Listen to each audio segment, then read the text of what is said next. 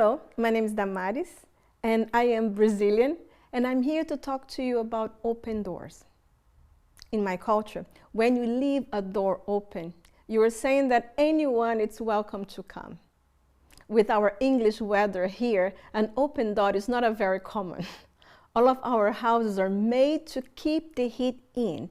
Therefore, to leave a door open, it's not considered a good practice at all. In my home, we have many arguments with this because I always like to leave doors behind me open. One day, when I was at the church in London, I decided to apply this culturally custom invitation, and I left the door of our congregation completely open, despite the cold weather on that day. Right in front of the church was a bus stop where a middle-aged man was waiting for his bus. When he realized that the door of the church was open, he was surprised and intrigued. He probably thought, who on earth would leave a door open in such a cold weather? As he got closer, the loud and lively Brazilian songs he heard drew him inside. And then the curiosity grew within him, and one step after the other, he found himself entering in the church and surrounded by a whole bunch of Brazilians. Everything was in Portuguese. He couldn't understand one word. But this actually did not bother him at all. He decided to stay anyway. I went to him and I offered translation, and he accepted. At the end of the service, this man was in tears.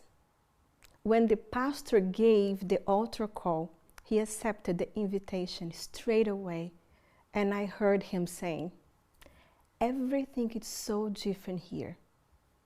He felt loved, cared, accepted for who he was, not for what he was offering to us. He accepted the Lord as his Savior in the most traditional way ever, a simple altar call. What a surprise it was for me. I didn't expect that at all. We don't hear testimonies like that very often these days. I have to confess to you that I sometimes feel uncomfortable giving an altar call when I'm preaching an evangelistic message. I feel I may be invading people's privacy by doing that. But an open door is an open door. And on that Sunday, I learned the importance of the salvation message in our church and how easy it is for us to neglect the main message of the good news of Jesus Christ. In Revelation 3:20 says, "Here I am. I stand at the door and I knock. If anyone hears my voice and opens the door, I will come in and eat with that person, and they will eat with me." In general, we use this verse in an evangelistic context. We invited people who don't know God to open the door of their hearts, but in reality, this verse was written to the church of Laodicea. You just need to go back a few verses and you will see that God is saying here, what God is saying here is that the church of Laodicea was busy doing their own business, but forgot to invite Jesus to the main part of their lives. They decided to stay warm inside while the owner of the house was left outside knocking and asking for them to open the door and come out of their comfort zone.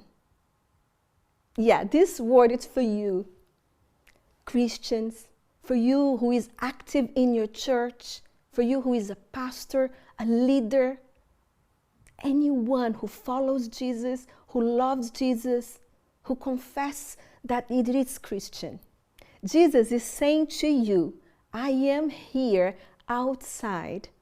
I am at your door and I am knocking.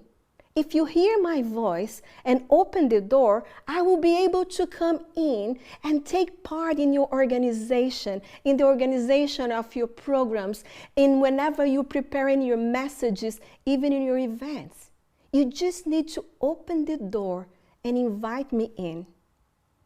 Today, my prayer is that my heart, my life, my house, my family, my church would always be open to receive Jesus and anyone that he likes to send to me.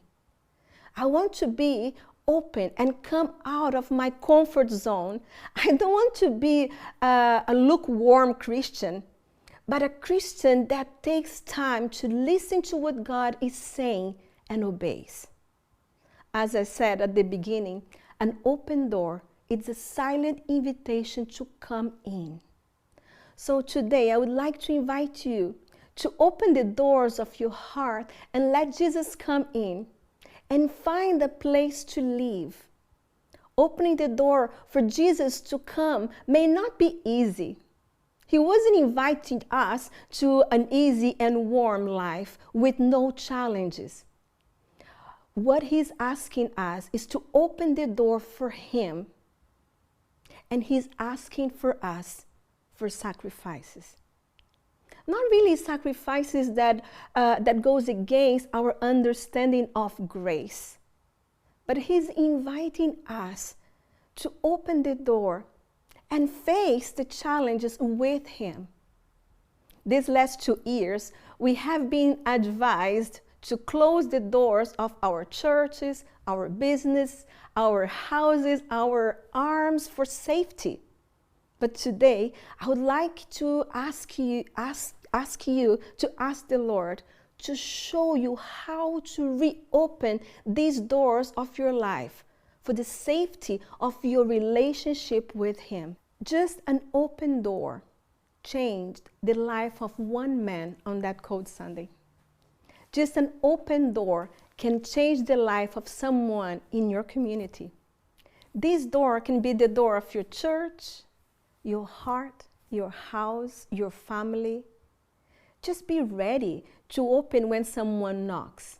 This is the simple gospel, meaning the good news of Jesus Christ that God is inviting us to live out.